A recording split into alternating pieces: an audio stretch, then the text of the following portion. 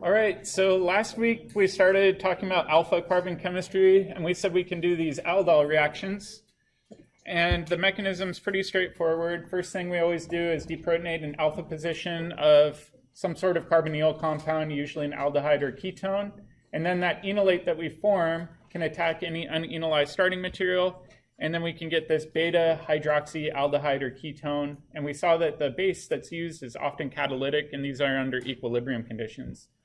We didn't see this, but we can also do this in reverse, right? Because it's under equilibrium, we can do the reverse reaction where we deprotonate the alcohol, clamp down, kick off the other enolate as a leaving group, and then protonate. So you should be able to do this forward and backwards.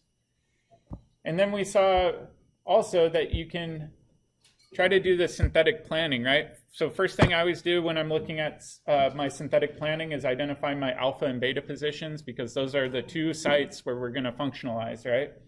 So you can work backwards from that.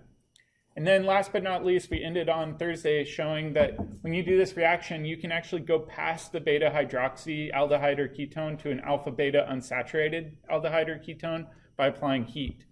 And so we saw that with our pod, where we actually kick off hydroxide as our leaving group.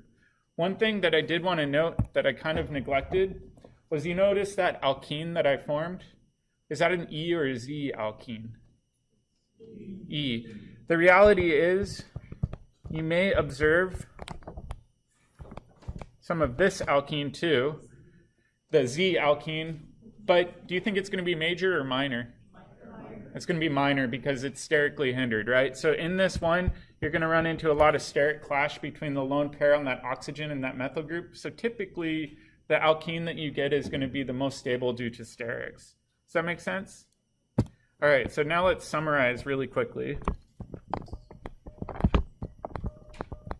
before we jump into new material. So we saw that we can have two generic aldehydes or ketones. I'll actually show both of them here.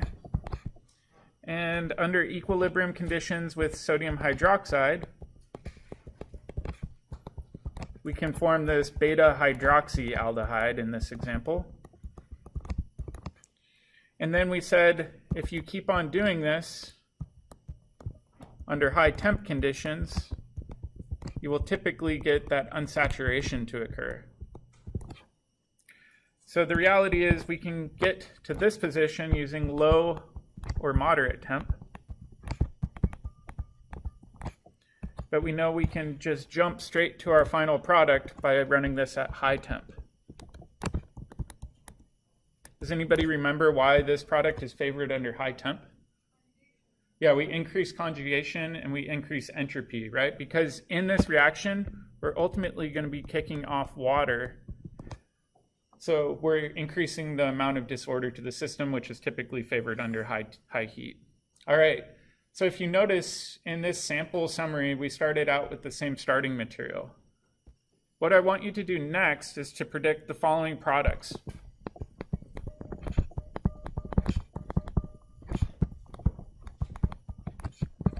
Okay. So for this one, I'm going to color code. I just like color coding.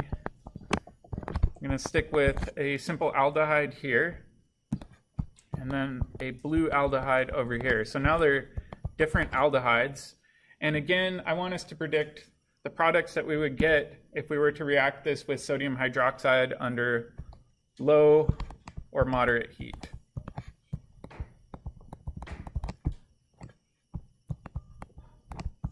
So we're not doing high heat here. So I'll give you a second to think about this.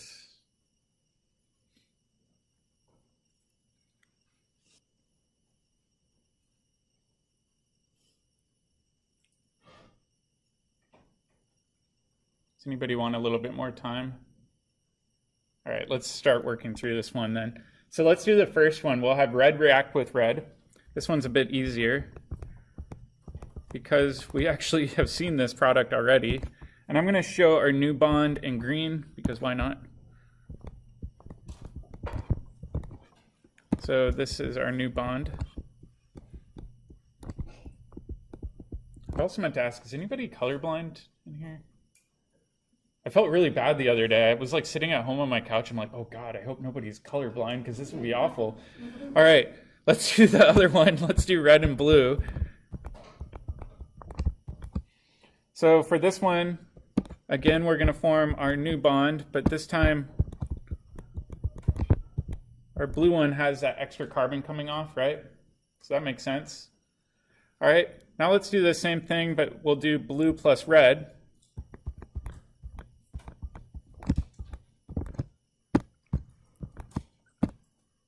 Oops, should be green. Oh no.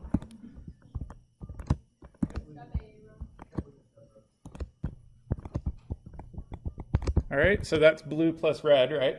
Makes sense? And now we'll do blue plus blue.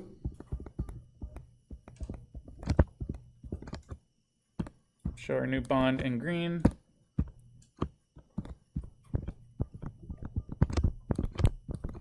So this is what we call a crossed aldol product, or condensation, or I shouldn't say condensation. This should just be called a crossed aldol.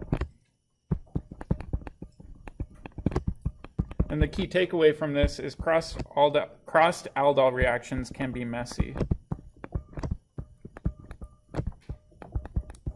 Meaning you quite often run into the situation where you get a statistical mixture of products. One might be favored over the other due to some sort of sterics, but the reality is you're going to get a hodgepodge mixture, which is going to be a pain to clean up. I was going to ask how you determine which one's major. Yeah, in this case, typically the major one is where your electrophile is less hindered. However, you just have to often run the experiment before you really know. Good question. So now the question is, how can we avoid this awful mixture of products if we are aiming to selectively get only one of these, right? And there's a bunch of tricks we can do. So let's come up with this list.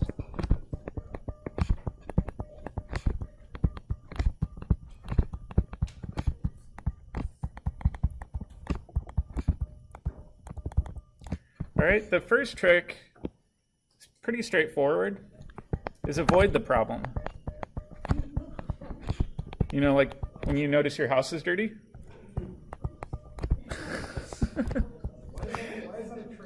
It's not really a trick, it's more just an avoidance strategy, right? So how do we avoid the problem? Only pick one starting material that has alpha protons, right?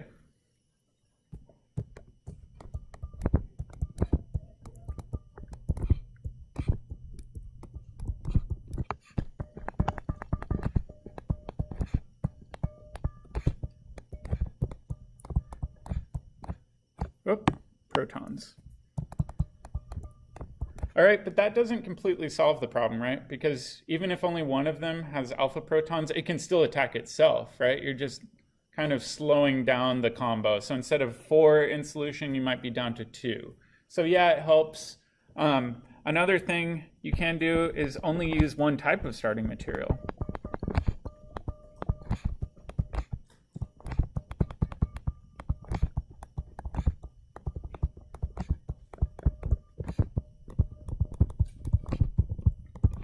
All right, the third one is arguably the best one. And this is very, very specific in terms of the order in which you do things. So the first thing you want to do is drip the aldehyde or ketone into LDA. Whoops.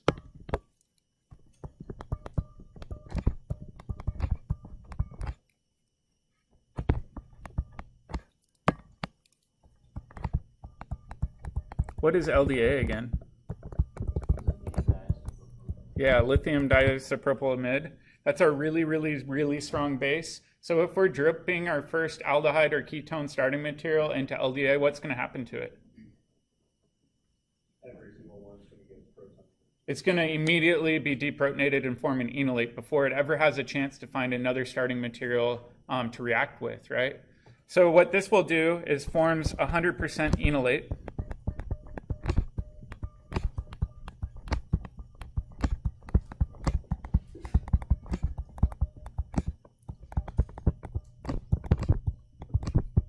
All right, so once you've formed 100% enolate for your first starting material, then what we can do is add our aldehyde or ketone to that enolate that we've just formed.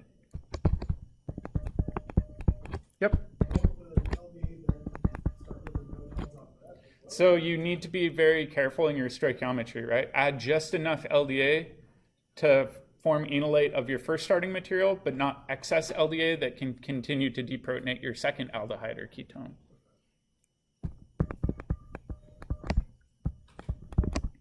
Oops.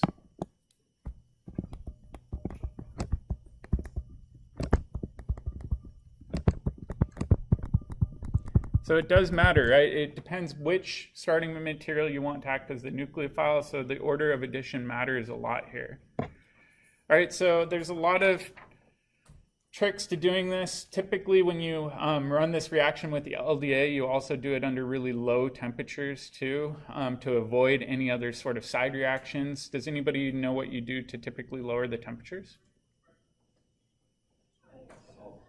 Not an ice bath, even colder than an ice bath. Liquid nitrogen. Not liquid nitrogen, not typically. Normally you do dry ice acetone. So oftentimes you'll cool it down to basically allow the deprotonation to occur, but not allow any other sort of side aldol chemistry to occur too. Does that make sense?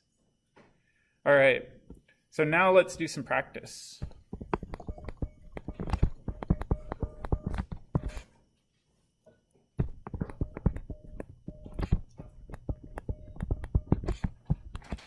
So my practice problem is, how would we make the following?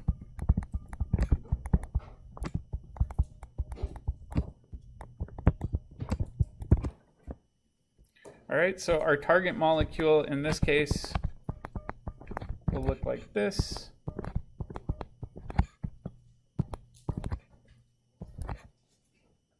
My question is, how would we make this synthetically and avoid side products?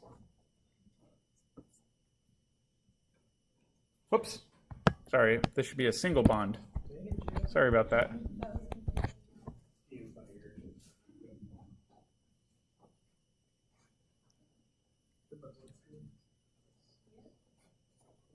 So what's the first thing you should do anytime you're working backwards with these? Yeah, look for your alpha and beta position. So let's identify the alpha and beta positions. I know that the alpha position is going to be right here. And then over here we've got beta. And where was the bond formed then? Between them. So not rocket science. In fact, I'm going to highlight that orange. And that means that we can kind of break this apart, right? So over here, I'll label this kind of in blue. On this side in blue, that's got to be one of our starting materials, right? And then on the other side, I'll do it in red. This must be our second starting material. And we know that that OH used to be what? It must have been an aldehyde at some point, right? It must have been a CO double bond. So we know, just working backwards, if we break this apart, that we must have had a fragment that looked like this. And we know that we must have had a second fragment that looked like that, right? Does that make sense so far? All right, so now what we need to do is we need to make a synthetic plan. Okay, so which one do we want to react with the LDA first? The one on the left, right? Because we know that we don't want to have that CO double bond changed into an alcohol. We want that to actually act as our nucleophile. So the first thing I would do in this reaction is react this with LDA. Okay, so if we do that, we're going to get 100% enolate. Why isn't this under equilibrium conditions anymore? Yeah, LDA is a crazy strong base, a strong boy perhaps. I don't know, it's gender preference. So we've got 100% enolate here. And now what we can do is we can then introduce that enolate to our second aldehyde to get to our final product.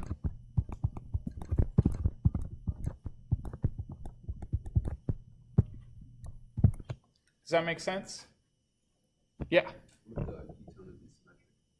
What if the ketone isn't symmetric? That's a great question. If this starting ketone isn't symmetric, you're going to run into a messy situation, and it's something you can't really control. So again, usually we try to pick something that's symmetric or only one side has alpha protons. Yeah, good question. If you want to shorthand this, oftentimes you'll see this written in the book where they just condense it down into one reaction arrow. It's pretty straightforward. We do LDA as step 1. And then step 2, we have our aldehyde. And then oftentimes you see water as your final step to ensure that your beta hydroxy position's protonated, right? So you can condense this down into one big step, but synthetically this is how you would go about planning your reaction. Does that make sense? It does look a lot scarier than it is. Again, I'm a huge fan of color coding. You're welcome to, even on exams. Just try to avoid red if possible, otherwise it's super confusing for me. All right, let's do another practice one.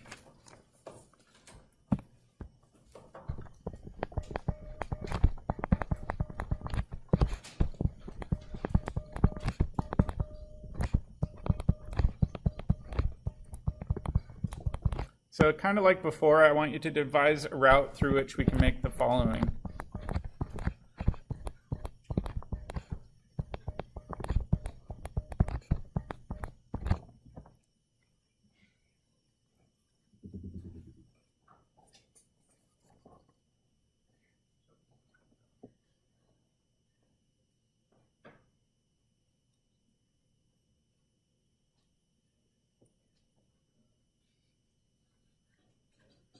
So very, very first step, I would identify my alpha and beta positions.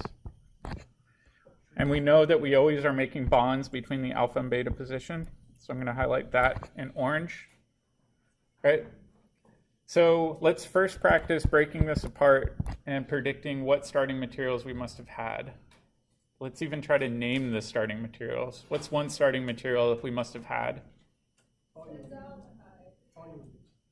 Not toluene.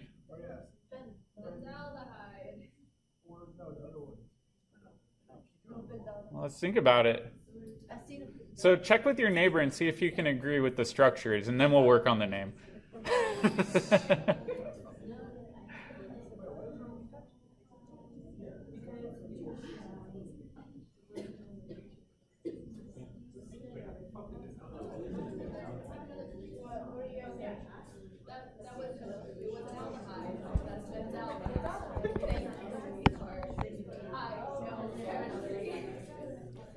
All right, I'll give you a hint. The intermediate to this must have been a beta hydroxy aldehyde, right? So if you remember, we said that we can do this final step using NaOH and heat to do that condensation reaction. Again, we still have the exact same alpha and beta positions, which means our alpha beta position must have been here.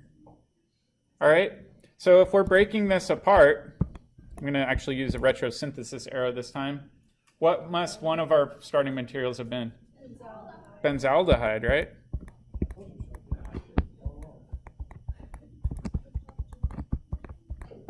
All right, and then our second one. What's the name for the second starting material? What's that? Not propanone, because it's an aldehyde, right? Yep, propanal.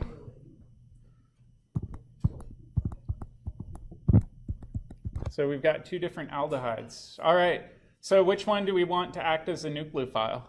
The one on the left or the one on the right? The one on the right. The one on the right.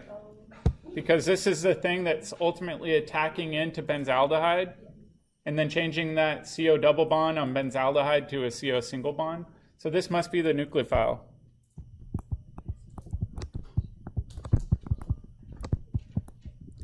All right, in this situation though, if you notice, it's going to be a lot easier because that's the only one with alpha protons to begin with. So it's not going to be a huge problem in this situation. So in situations like this where there's no alpha protons, oftentimes you can get away with using sodium hydroxide, right? Because it doesn't really matter, you're not going to do anything with the benzaldehyde. The only problem with using sodium hydroxide is if we deprotonate one of these positions, there's a fair chance it might attack itself before it finds another benzaldehyde molecule. So let's come up with our plan. All right, so we know that that one's going to be our nucleophile. So we need to deprotonate it first. So I'm going to put LDA as number 1. And then number 2, we're going to introduce benzaldehyde. So I'll include that with my reaction. And then step 3 would be to treat this with water. What's the one kind of downside to this reaction potentially? Does anybody know? Not hazardous, but normally when we're trying to do this condensation reaction, we have to do heat. However, this one you actually won't need any heat for. Why? Why will this one do the condensation super fast without additional heat? It's super conjugated, right? We've got conjugation going from the ring through that alpha beta double bond all the way up to the aldehyde CO double bond. So in this one, you don't even need heat in order to get this to occur. So for this one, we can go straight to our final product without heat. However, like I said, in situations like this, sometimes you can get away with using just sodium hydroxide and heat. So I'll put this alternate route under here. You could say NaOH, water, and heat. However, like I said, you might run into some side reactions there. Oftentimes you double check these, see which one's easier to perform. If you run into side reactions, you do the top route. If you don't have any side reaction problems using the bottom route, why not? It's a lot easier to use sodium hydroxide. All right, does that make sense? Okay, so that's our plan. I love it when a plan comes together. All right. No A-Team fans here, except John. All right. So now let's jump into a new reaction. It's kind of a cousin to the aldol. So let's do the overall reaction. And then once I show you this, we'll try to make sense of the mechanism, but I think most of you will be able to get this mechanism on your own. So in this reaction, we're using an ester, not an aldehyde or a ketone. And in this reaction, first thing we're going to do is we're going to treat it with a base. We're going to use sodium ethoxide. And then step 2, we're going to treat it with acid.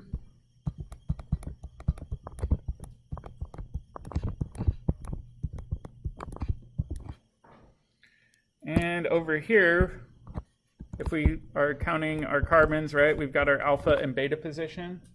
Off of our beta position, we actually have a ketone, right?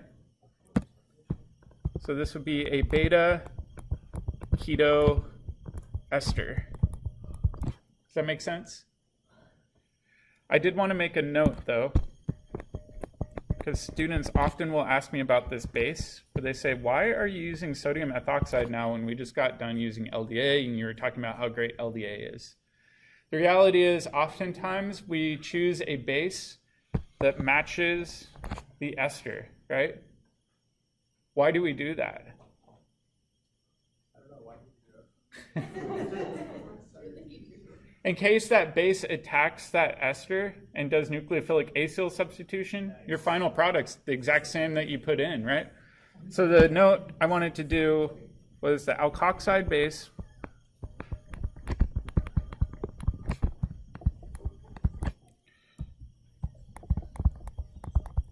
should be the same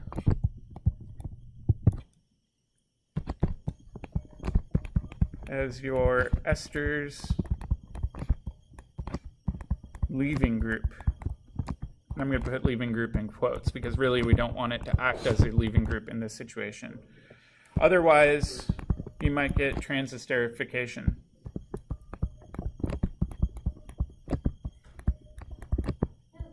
Yeah. Why is the alpha and beta like that instead of alpha and beta off of other ketones? Why is alpha beta off of this? That's a good question. So let's try to do the mechanism and then we'll make sense of it from there. Does that make sense? Or I guess it doesn't make sense yet. We'll do the mechanism and then it will make sense. All right. So let's do the mechanism first. And And I really like this reaction because it's pretty intuitive. So we've got this ester floating around. What's this one going to be called, the starting material? What goes first in the name? Ethyl comes first, right? The thing coming off the oxygen always comes first. And then if we think about this group as a carboxylic acid, so ignoring that ethyl group, what would that be? It would be acetic acid, which its conjugate anion would be acetate. So this would be ethyl acetate, right? Super common ester. It's a common solvent even. All right, so we've got ethoxide floating around as our strong base. Like I said, we don't draw this. We don't want it to go like this and kick down. However, if it does, we get the exact same starting material back. That's the reason we're using this base as opposed to methoxide or something else. Okay, if it's not doing that, what's the other option that's even faster? Acid-base chemistry. And we know we've got alpha protons. So that's why this is labeled as the alpha position. So going back to your question, Leslie, why did I label that one alpha? It's because that was the original site that was deprotonated. So we're going to deprotonate. We're going to form some of our enolate. In this case, it will be under equilibrium conditions, but it doesn't matter because in the end, we're going to be out of equilibrium. So I'm just going to show this as one-way arrows. And then, just like before, we're going to have some of our unenolized starting material. In fact, let's just do this for now. It's going to bug me later on. We'll leave it as equilibrium.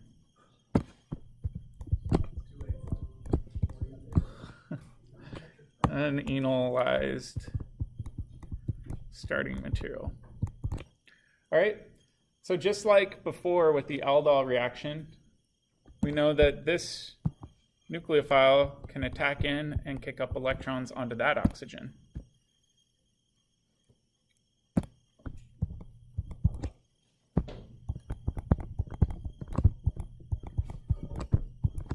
I'm going to show that new bond in orange.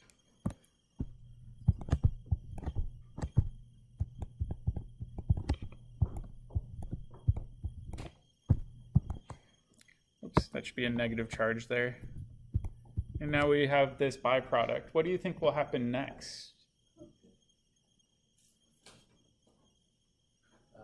Some students will show the oxygen with the negative charge grabbing a proton, but we can tell based off of experimental observation that we're forming a new CO double bond on that beta position.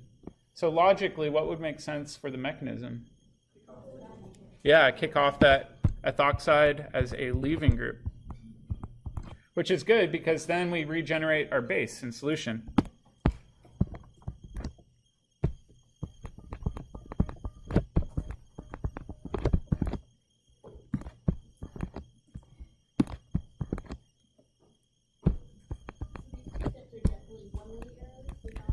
Yeah, this reaction is not nearly as reversible as the Aldol reaction. So normally you just see these with one-way arrows. Does that make sense? So this is called a Claisen condensation. Why do we call it a condensation? This is one thing that confuses a lot of people. People are like, condensation reactions are reactions where you kick off water, right? You think of condensation at home, it's always water on your windows or whatever. Why is this called a condensation? We're not kicking off water. Anytime you kick off a small molecule, it's called a condensation. So in this case, we're kicking off ethoxide, which means it's a condensation reaction, not a true addition reaction. Does that make sense? So it's kind of a misnomer when we say condensation is when you kick off water. It could be any small molecule getting kicked off. All right. So let's kind of take the analogous example that we saw before with aldols and ask ourselves, what happens when we mix things? This is called a crossed Claisen.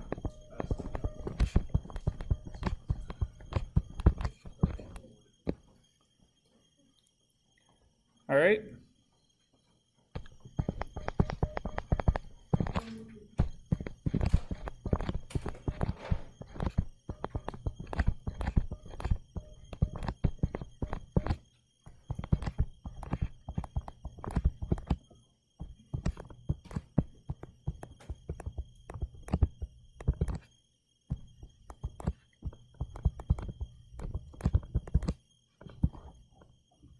I want us to predict what the product would be for this reaction. And I want you to try to figure it out using just standard arrow pushing. So this one's called cross because we don't have one type of starting material, we have two different types.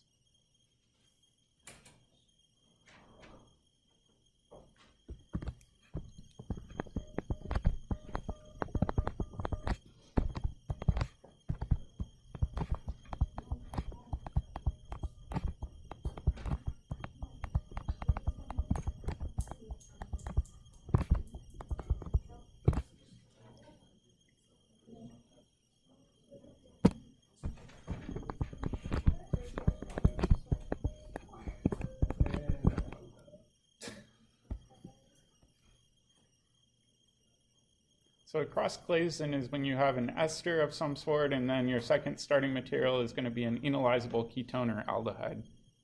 What do you think will happen in the first step?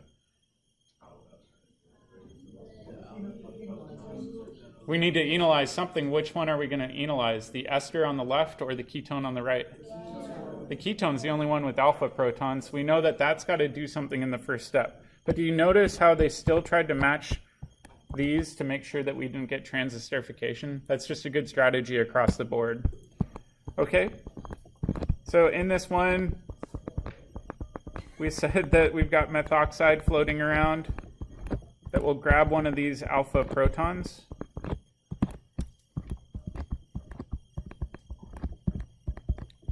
That's what I mean when I say an enolizable ketone or aldehyde. If we don't have alpha protons at all, this just really won't do much.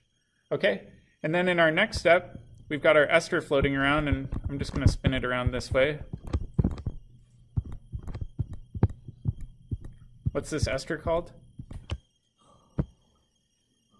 Ian would name it Shirley, but he's not here.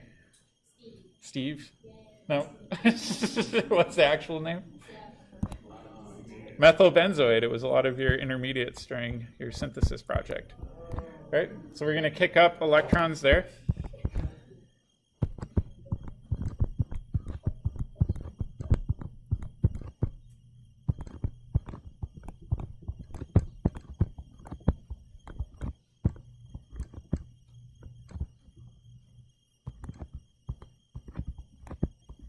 I'm kind of extending this out, but we can tell we've got this new alpha beta bond in orange, right? All right, what do you think the next step is going to be? We're going to kick off methoxide as our leaving group.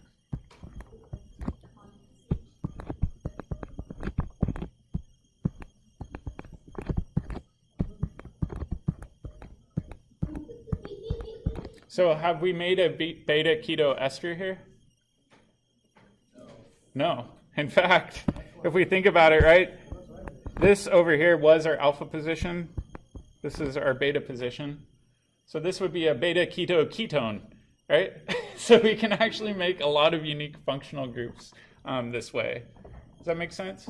That last step, does it solely heat because of the heat? No, these typically will occur readily without the addition of heat. We only see heat with the Aldol condensation, not the Claisen condensation. Beta keto ketone. All right, do you want a challenge? Oh, too bad, you're getting it.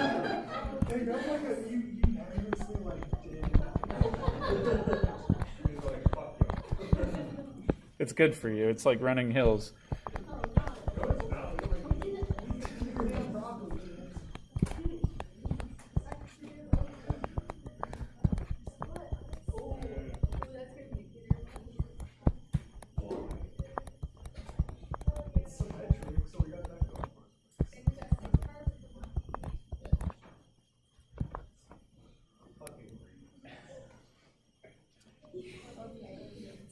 So somebody already gave the hint, there are no other starting materials, which means that this is likely going to be an intramolecular reaction, right? Which means we're likely going to form a ring.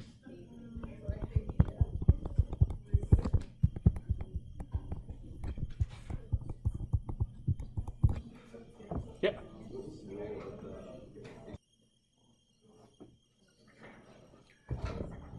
All right, just for the sake of time, What's the first step going to be? We're going to deprotonate one of our alpha positions, right? Does it matter which one?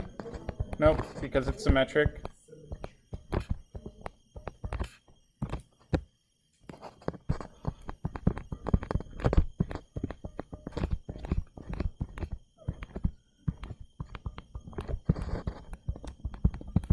All right, so now we've got this enolate here. All right, what's this going to do?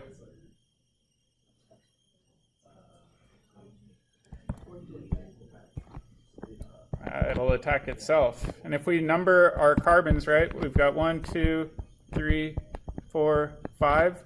5-membered rings are reasonably stable. Typically, reactions like this will work if you can form a 5-membered ring, or even better, a 6-membered ring. But you don't see 4-membered rings or 3-membered rings. Those are too strained. All right? So now we're going to form our 5-membered ring. Got 1, 2, 3, 4, 5. Off of carbon 1, we know we've got this ethyl ester group. Right? Off of carbon 5, we should have an oxygen with a negative charge and an ethoxy group. What do you think is going to happen next? Condensation.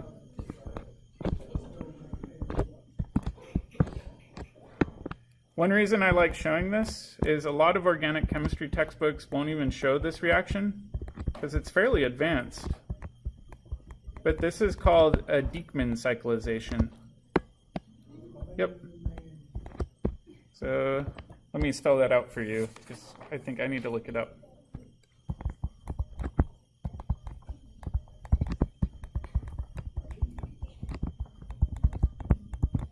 So like I said, these Dieckmann cyclizations are quite popular, but you have to be able to form a 5 or a 6-membered ring. It doesn't really work outside of the 5 or 6-membered ring systems very well. Yep. Are there going to be any indicators that when we don't have multiple of them, that it's going to be an intramolecular reaction instead of like if we had a second one next to it? Yeah, that's a good question. So oftentimes people ask, well, why doesn't this react with unenolized starting material and form a long chain, right? Entropically, that's less favorable, right? Because you're going from 2 moles to 1 mole of product versus 1 mole of starting material to 1 mole of product. Entropically is a lot more favorable. So it's really an entropy argument there. Yep. But that's more hindered for movement, so it's also. Yeah, but in terms of entropy priority, right, we look at moles first and then we look at freedom of movement second. Yep, good questions. All right, I'll see you in lab or tomorrow.